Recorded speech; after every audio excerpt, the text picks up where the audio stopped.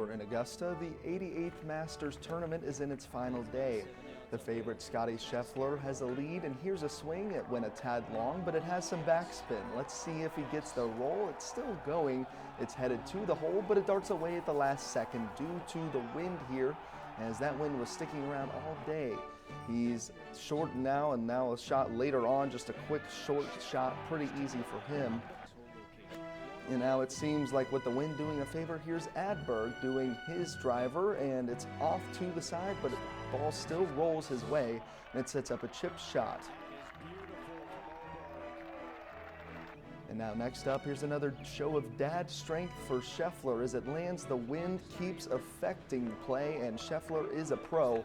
It makes it just about there again.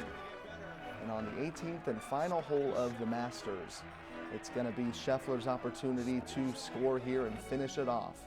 Here's the final chip shot. It's in, and he wins his second Masters tournament in 3 years. Next week is the Indian Cultural Festival in Normal.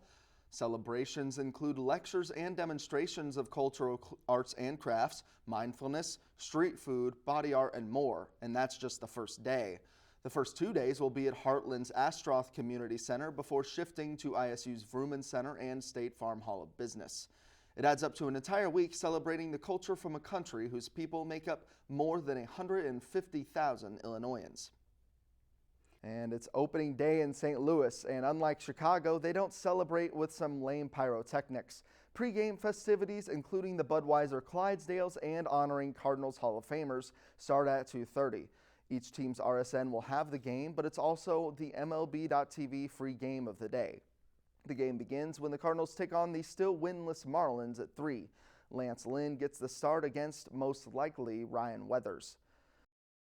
Gymnastics is a team sport, but it's also very much about the individuals, and that was a theme of the selection show today for Illinois State. There are 4 different places in which regionals are held for NCAA gymnastics, and 36 teams make it as a whole to those regionals, but also individuals that did not get to be on a team that made the group of 36 that make it also get to go as individuals. Now, for regionals, with those 4 different places that the events are held, there are 12 players that get all around, in which they will play in all 4 different events that gymnastics has over the course of a meet.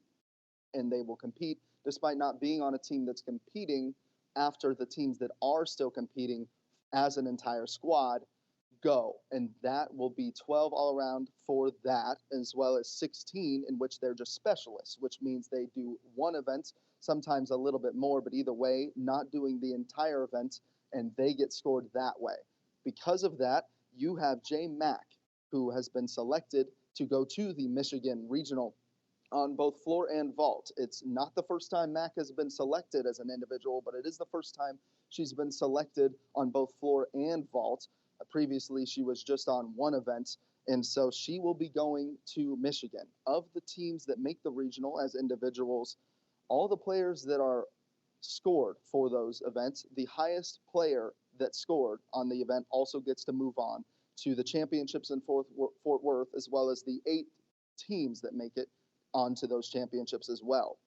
That does not include players that scored high but were on a team that made it. It is just the players that are on a team that did not go as an entire squad to their regional that gets to be the next up to move on to the gym championship. So J-Mac is going officially. Another thing we know is that Angelica Labat, who's been phenomenal on all around so far this season. We talked to Coach Bob Conkling afterwards. She just kind of struggled on all around towards the end of the year, and that cost her.